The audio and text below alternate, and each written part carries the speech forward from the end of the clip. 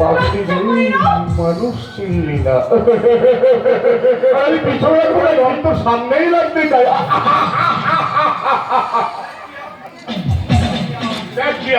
তোর দাদাকে সামান্য রাইস মিলে চাকরি করে কিছু টাকা বাইরে পাই, এই টাকা দিয়ে তোর দাদা তোর আর বিয়ে দিতে পারবে না। সবাই জানে আমার উদাহরণ মহৎ মানে একেবারে জেনুইন ভক্ত লোক। তাই আমি ঠিক করেছি, আমি প্রতিজ্ঞা করেছি তোকে বিয়ে করে আমি রাজ রানী করে আগে বলেছি।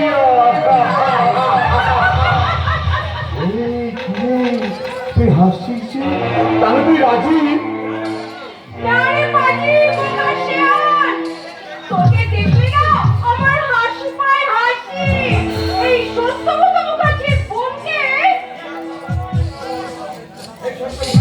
এই সত্যব্রত মুখার্জির বোন এই টিয়াকে, যে টিয়া কারো পোষা নয়, তার গায়ে হাত দিতে আসলে চুরিয়া লাল করে দেবে, লাল।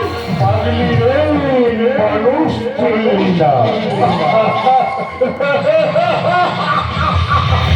আমি কি লাল রঙ বড় ভালোবাসি রে কি? আয় আমার কাছে, আয় আমার ভালোবাসার রঙে তোর চুরিয়ারটা আমি ভালো করে লাল করে দিই।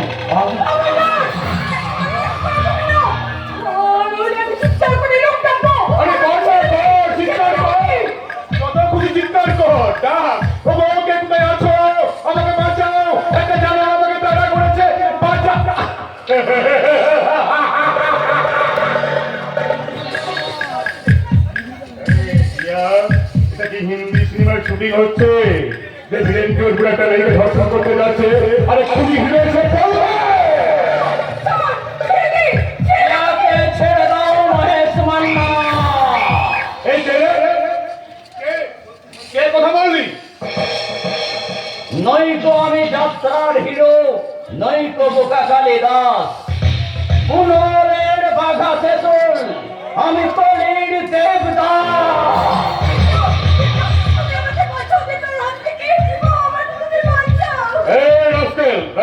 কাজ ফেলে তুই এখানে কি করছিস? কাজ ছেড়েই তো বাড়ি ফিরছিলাম, দূর থেকে একটা জানোয়ারের আওয়াজ শুনে এখানে চলে আসলাম। আরে কোথায় যাবো? বাঘ নাকি ভাল্লুক? একটা লেজ কাটা দুপে পাখি শেয়াল আমার সামনে দাঁড়িয়ে আছে। নারিয়াল পাতি শিয়াল নই রে শালা, আমি একটা রক্ত চুষা হাইনা। হাইনার হাত থেকে সদবা বিধবা ছুরি পড়ি কেউ রেহাই পায় না।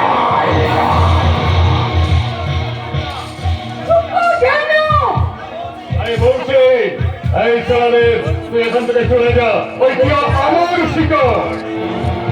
ভুল মহেশ মান্না, ভুল ভুল করে যদি তুমি এই টিয়া বনের দিকে একটা পা বাড়িয়েছো, তাহলে তোমার পা দুটো কেটে হাতে ধরিয়ে দেবো।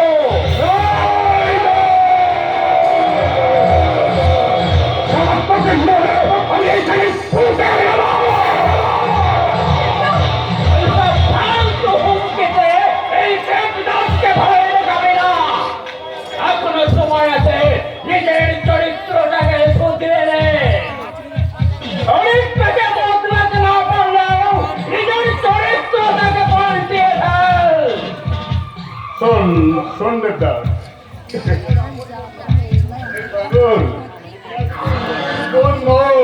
তাহলে আপন বোনের থেকেও বেশি জানি মহেশ মান্না, আমি জানি তোমার মতো ভদ্রলোকের বাচ্চারা টাকার লালসায় যখন দেশ মাকে বিক্রি করে দিতে পারে, তখন এই টিয়াদের মতো মেয়েদেরকে বিছানায় তুলতে পারে।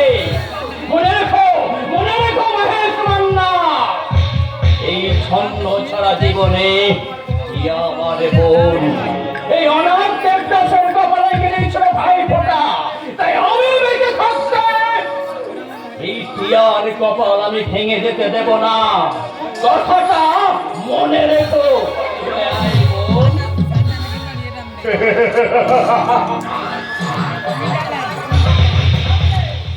তাহলে তো তোর কপালটাই আমাকে আগে ভাঙতে হবে।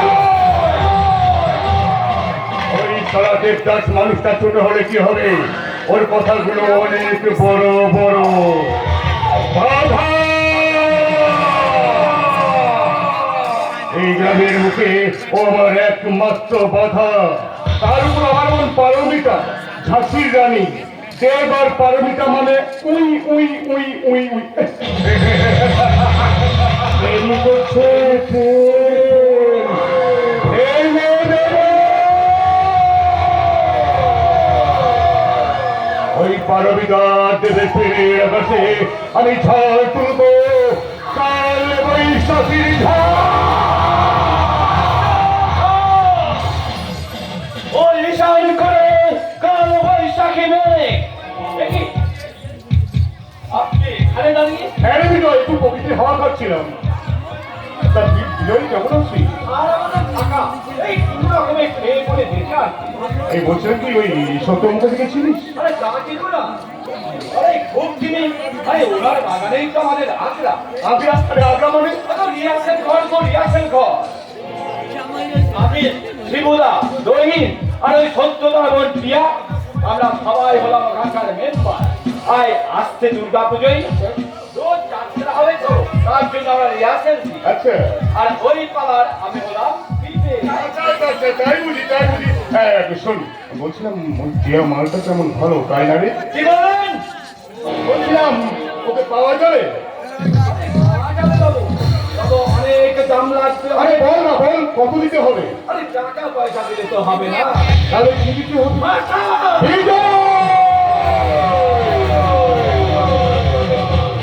এটা হলো আমাদের যাত্রার নতুন সংগ্রাম।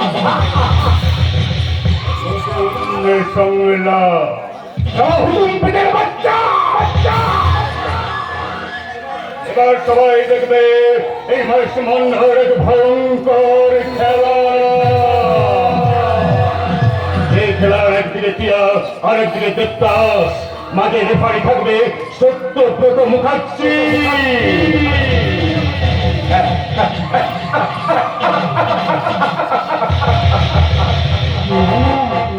আমি বাবা সাথেও নেই, পাঁচেও নেই, আমি তো মহান মহৎ। আমি এক কোণে বসে খেলাটা তাপিয়ে তাপিয়ে উপভোগ করব।